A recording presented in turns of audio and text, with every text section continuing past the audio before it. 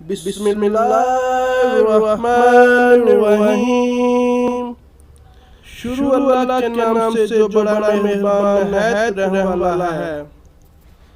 अस्सलाम वालेकुम दोस्तों, मेरी तरफ से आपको खुशामदीद। उम्मीद करता हूँ आप सब खैरियत से होंगे। अल्लाह पाक आपको हंसता मुस्कुराता रखे, आमीन।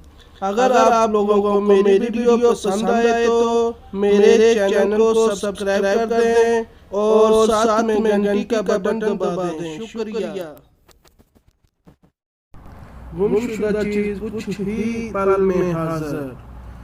अगर कोई चीज गुम हो जाए या रख कर भूल जाए तो मुसलसल या जामिन पढ़ें, अव्वल आखिर 3 बार दुरूद शरीफ के साथ वो चीज मिल जाएगी। अगर कहीं रख कर भूल गए तो याद आ जाएगी।